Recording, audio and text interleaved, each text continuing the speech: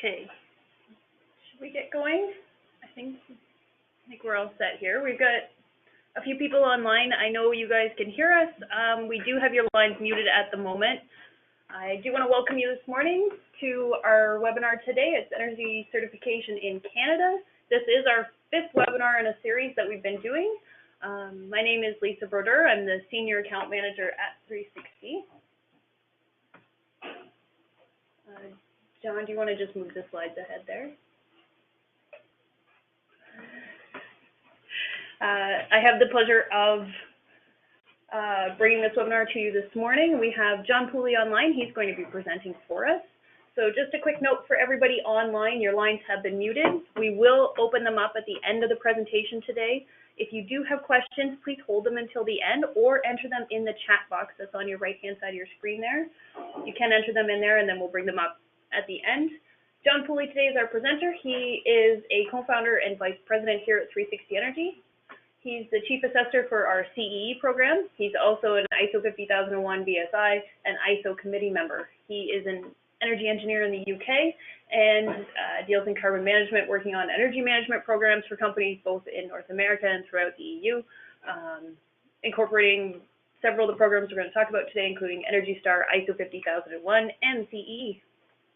John, I'll hand it over to you. Thank you very much, Lisa, and good morning, everybody. It's a pleasure to be speaking to you about these subjects this morning. If we just start off with looking at what we've covered in this the previous 4 webinars, we've looked at 4 programs: the Energy Star Challenge for Industry, 50001 SEP, and certification in energy excellence. And the aim of today's webinar is to give you a refresher on each of the 4 programs and try and answer the question, which program, if any, is going to be right for you. Now, all 4 programs are more or less about systemizing, embedding good energy management in your organization. That said, there's not one size won't fit all, and we can't just say that one is the best program. Depends what kind of program you want. Also, these programs aren't exclusive. By that, I mean you can be involved in more than one of them. But before we talk about the programs, I think it's a really good starting point to understand what energy management means to your organization and asking the question, of why you're doing it. So what is energy management? Those of you who've worked with us will know that we believe that energy management is a data-driven, technical and management process to which the principles of excellence can be applied. Equally, we're very strong on the fact that energy management should be fully integrated into the organisation such that it becomes part of the corporate DNA. So a question for you to think about, not to answer to us at this moment, but what is your organisation's definition of energy management? And I think one way of getting on to that is asking you a question, which is, why are you doing energy management? Now, we have 6 options that we've put up on the screen, and I believe we will be able to do a poll on these, so hopefully that will happen. And you can see we've got 6 reasons there: to reduce energy spend, to increase profitability, to increase competitiveness, to meet corporate requirements, to reduce GHG emissions, and maybe some other reason. And if you'd like to just put in the number 1, 2, 3, 4, 5 or 6, or any combination, that would be really great. So I'll give you a little bit of time just to do that.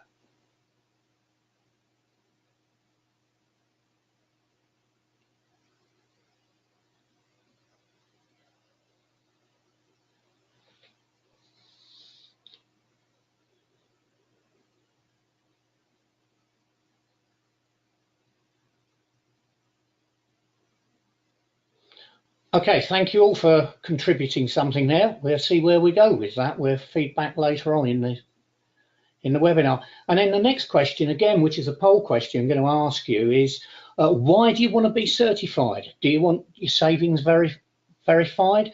Is it a corporate requirement? Are you using it to embed good practice? Do you want it because you want the recognition, the badge? Is it driven by your supply chain? So we've got there A, B, C, D and E. And again, if we can fire up the poll, and as before, if you could respond. And again, it can be one or many of those. And then we'll leave the poll open, and when it closes, we'll be able to move on with the webinar.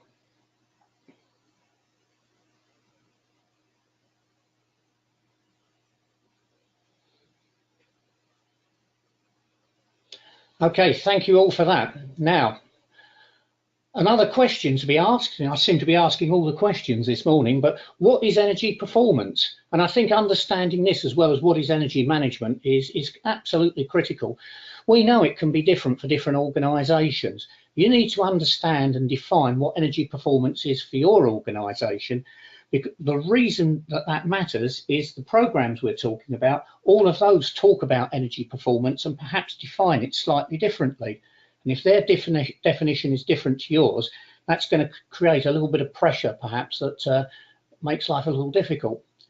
And also on the question front, and I'm asking a question, how does your boss, your senior management, how do they measure energy performance? What will they say, yeah, that's good? Is it a reduction in total energy spend? Total energy used, energy intensity, performance by cost center, GHGs, etc. Now, we're not polling you on that one because that starts to get a bit complicated, but I think you can see the value of answering these questions before you actually look at which program that would be best for you. Right, overview of the 4 programs. We've run 4 webinars on the program so far, covering the Challenge, 50,001 SEP and Certification in Energy Excellence. Obviously, we'll be repeating some of what was in the previous webinars, so apologies to those that have sat through it and have to view that bit again. But on the other hand, it is good to review it. And those of you, if you missed any of these, you can, through our website, revisit the webinar, so that might be useful. You might want to do that after today. I'm starting with the Energy Star Challenge for Industry, Canada. Notice we put Canada on this because this is particularly the Canadian program we're talking about. This was launched by Jim Carr, the Minister of Natural Resources, October last year, and the challenge really is to get manufacturing and industrial companies to improve their energy efficiency by 10% within 5 years. And that slide really does sum it up. That's what it's about. You need to do within a 5-year framework, improve energy efficiency by 10%, and you get recognition in this program. The actual steps for it are you need to be a SIPEC leader, which is a free to do, easy process, and I believe some of you may already be SIPEC leaders. You have to have an energy intensity metric, and we'll talk a little bit more about that. I've grayed out some of the elements because I think I'm obviously repeating them and I want to hit on the important parts. You need a baseline and therefore a 10% improvement goal related to that. You then, when you've done all of that, you need to verify the savings, and with your verification report, you apply for recognition. Now, when you're doing energy measurement in Energy Star Challenge, all energy has to be in joules or gigajoules, and it has to be converted from site to source energy. So that means we're actually reporting in primary energy, which also means that this is really a program that's looking at carbon. And if you switch from high carbon electricity to a low carbon electricity, that in itself would improve your performance. Now you need a single site metric with the challenge, and it's either going to be an area or production based, depending on the split between your usage, and we covered that in the previous webinar. So you need to know about that. But giving some ideas, you know, if it's a single site, if you were plastic processing, it might be tons of polymer. If you were making cable, it could be kilometers. Cement, equivalent tons. Now, the challenges of the challenge are understanding the production, non-production energy split. Because as we said, if you are predominantly production, then you have a production measure. If you're not, you have to have an area measure. Can you actually define a single site metric? The previous examples were quite simple, but if you've got 10, 20 different complex products, you might find that a real challenge. Knowing if you can reduce by 10%, because quite frankly, if you can't, then what's the point of doing it? And then equally, compatibility with existing corporate targets.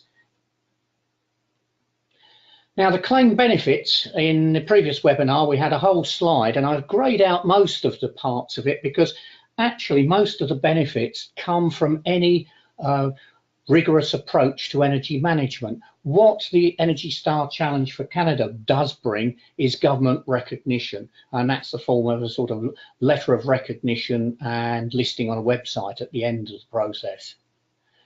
Now, it shouldn't be confused with Energy Star plant certification, and at the moment there's only one way that you can do that in Canada, and that's for integrated steel plants. I believe more are going to be added later, and there is also an Energy Star Challenge in the US, so Energy Star Challenge in the US, which you may indirectly be involved in if you have a company that is headquartered in the US. Right, ISO 50001. So the overview of that. It's an international management system standard introduced in 2011. It has its own language and abbreviations. For example, an energy management system is an ENMS, and it's based on the PDCA or Plan, Do, Check, Act continual improvement model. In the standard, I'm showing you here, this is the current standard, and this is the energy management model that we have in it. We have energy policy planning, implementation and operation, monitoring, measurement analysis, non-conformities, audit, management review, and it's all based on the continual improvement process. What I am able to share with you, in the previous webinar, I said this was a sneak preview. I can now confirm that I'm 99% certain that this model of PDCA will be the one that comes out in the 2018 revision. And what is interesting with this is you can see it has an aspect in the center, leadership. It also has on the outer side needs and expectations of interested parties. Again, so that's looking quite good and quite interesting. We can tell you more after the webinar if you want to know more about that. But 50001 is a framework of requirements, and it helps you develop a policy, targets and objectives, and you set the targets and objectives. They're not externally set.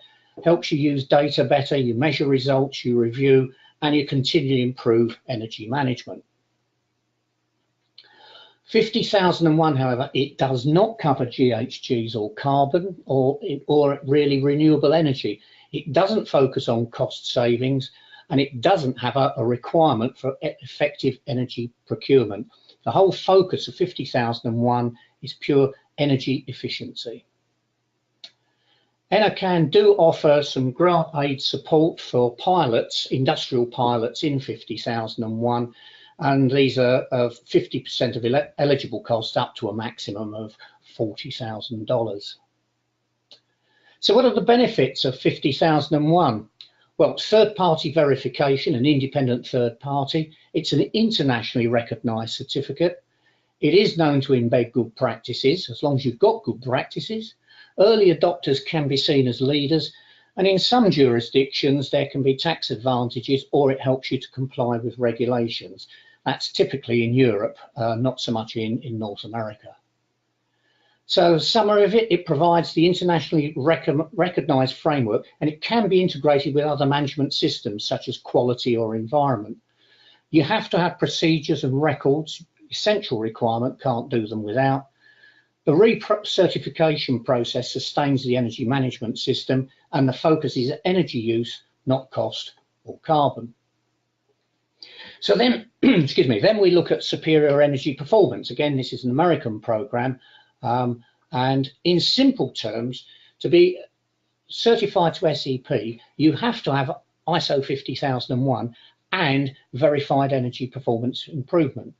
Because if you recall, I did say that 50001, you set your own targets, and some people see a weakness, I personally see it as a strength, but some people see a weakness of 50,001. It doesn't say what targets you must achieve.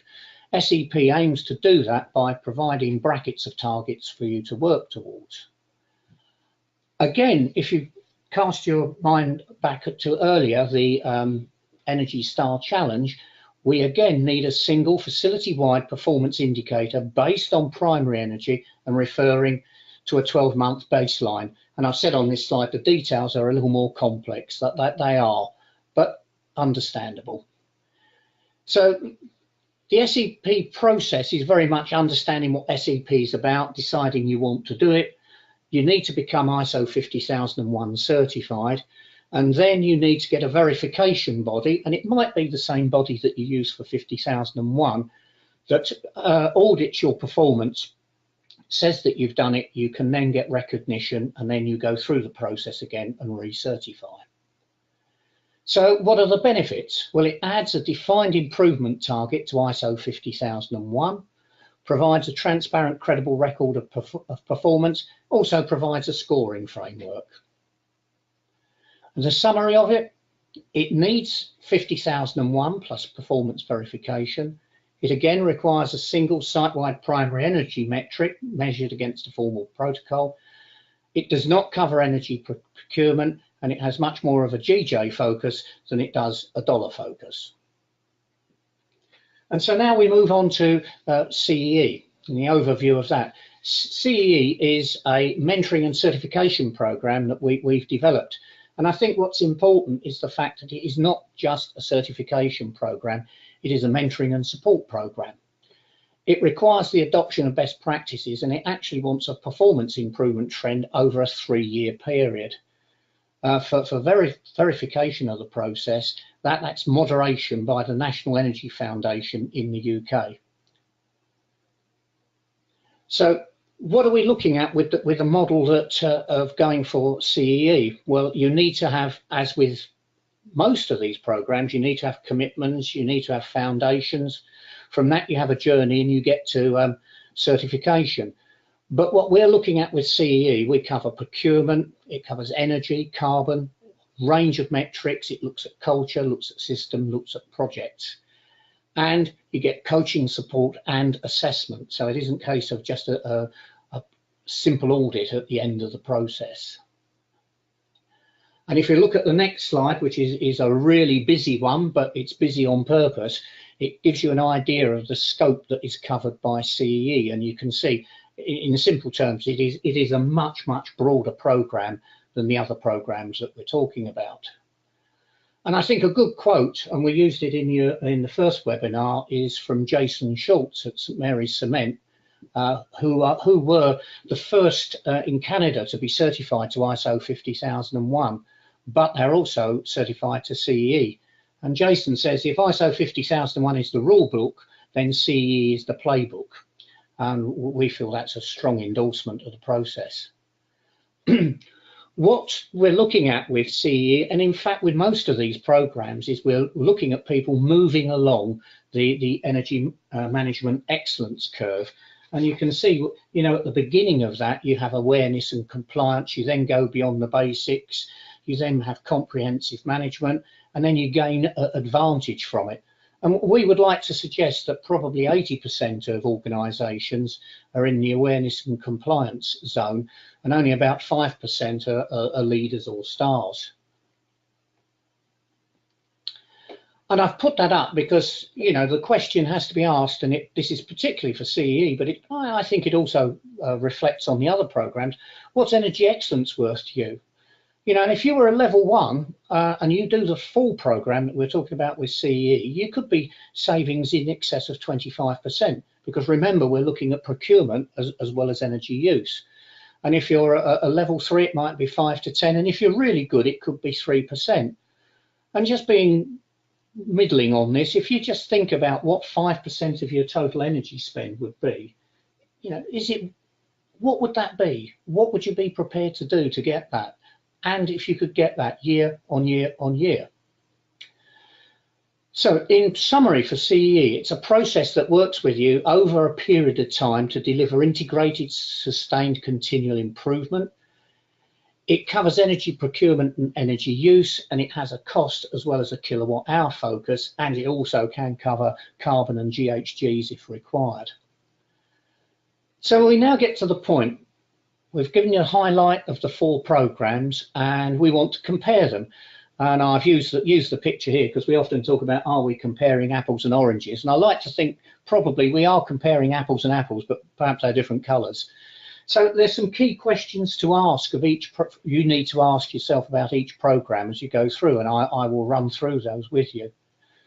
For the Energy Star Challenge in Canada, can you produce a single site metric? Can you meet a 10% reduction? If you've got a no to either of those, then probably not for you. 50,001, do you have any existing ISO systems? I would suggest that if you haven't got an ISO system in place, putting one in for 50,001 is a fairly big ask. But if you've got 9,000 or 14,000, then it's a lot easier process to do. And can you see a direct business advantage in having 50,001? And is your parent company based, and there's a typo here because it was based in Europe. The reason what we ask there is that Europe is way ahead of everybody on the certifications, and particularly if you've got a German parent company, you might find yourself being fed down the 50,001 route. And for SEP, well, do you already have 50,001? Are you planning to get it? Can you meet the performance targets that are required in the SEP? Because they're the ones that are set externally. And do you see the benefits of adding SEP to ISO 50001? Now for CEE, the question's there. Do you want to manage both energy use and energy cost? Do you want to improve energy procurement? Can you commit a cross-discipline team to energy management? And do you want an ongoing supportive process? So there's some pretty key questions, and of course you can ask yourself these after the webinar. But I thought I'd just run through a high-level comparison of the programs so that you could see where we are. And on the first slide, we're looking at metrics, and you can see there that if 2 of the programs require a single metric, that's the Challenge and SEP, multiple metrics, however, for ISO 50001 and CEE. Energy focus is on 50,001 and CEE. Primary energy is a requirement, though, for the Energy Star Challenge and SEP. And CEE additionally can have metrics for carbon and cost. And if we look at targets, the Challenge and SEP have externally set targets. 50,001 and CEE give you a choice of targets, and all of the programs want verification. And then on this slide, this is trying to simplify things, and in such might make it a little complicated. Well, one of the things we've done is we've looked at cost, and we've used a symbol of the dollar sign for symbol, and for savings potential we've used diamonds, because when we first did this slide, we found ourselves dividing dollar signs by dollar signs and trying to work out paybacks, and it's not quite that straightforward. But if we look at it, the lowest cost program really is the Energy Star Challenge, because all you're really having to do is think where you're going, get your verification, and away you go. But I equally think that it has the lowest potential, and you might wonder why I've said that when it's saying you've got to make 10%. It's targeting you for 10%, but whether or not you will achieve that is a question. How you will sustain it is also a question, because I'm not really sure that there's the depth in the program for doing that. 50,001 is more expensive, it's more involved, you've got implementation, you've got your own time, you've got certification costs, etc. But we think it's got a much higher savings potential. In the next box, we've actually put ISO and SEP together, because really you've got to get the pair of them together. And now we're getting to the high cost end, and we think there that again has a much higher return. And then CEE would be comparable to the ISO and the SEP, but we believe because of its broader scope that its sustained savings potential is much higher. So at that point, you have all your apples. You can take your pick, and you can have as many as you like. There is nothing stopping you having all four. Whether you would, I don't know. I mean, that's going to be a question for you. And at that point, I think I've done quite a rapid tour through. And obviously, if there are questions, we can start managing.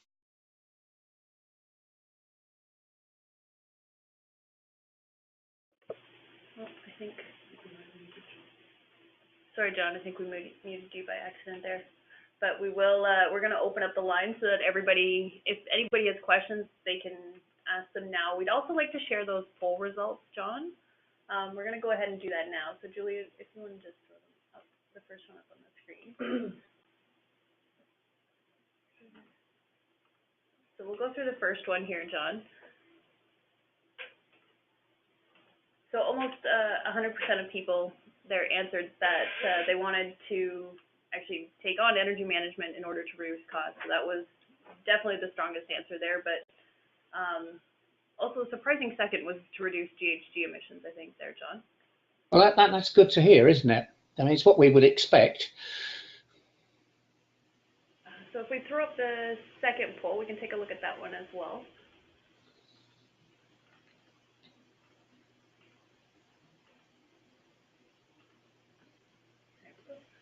So looking at reasons for why somebody would want to be certified, we're pretty well split across the group today, with a verification of savings, corporate requirements, and embedding good practices. Actually, nobody really cared for the recognition piece, which is interesting. That is interesting. And I think that's really good to hear, because I don't think we should be out there just badge collecting, you know, if it's not going to be of a real benefit. Fair enough. Okay, so we're going to open up the floor now. If anybody has questions, feel free to ask them. Oh, we can't get it unmuted.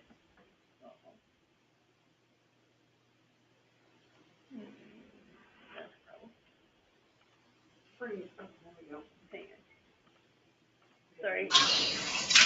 Remind your technical difficulties, we're unmuting.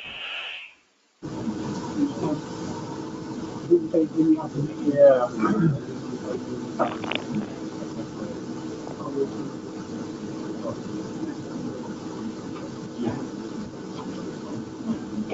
So we'll give you just about 15 seconds, and if anyone has any questions, please feel free to ask. Also want to remind people there's also a chat where if you want to ask questions in the chat, we can hide those audience.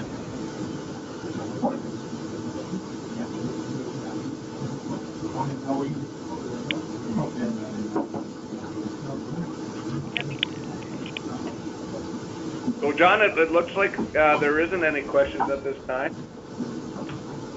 Disappointing in a way. Oh, sorry, John. I was going to say, we covered a lot quite quickly, and some of it does repeat the previous webinar. Right. So I'm going to. Did you mute us? Okay. So I'm going to thank John very much for this overview, John. It was quite comprehensive, and I want to remind people, if there's information that you want to see regarding each topic, we went in quite detail in the last 4 months, so you can go to our website and look at that information. That information is readily available. I thank John for that, for all the work on putting this together, and I also want to remind people that if you have any questions or comments, feel free to reach out to us. We will continue this series of webinars. The next 2 webinars that we're planning to do is energy management for accountants, and also the future of the grid in industry, as that's changing dramatically. So we'll keep everyone advised on these upcoming webinars. And if there's any particular interests or topics that you think would be helpful for yourselves, please feel free to let us know as well. So no further ado, I'd like to thank everyone for participating, and we'll look forward to be in touch with you in the future.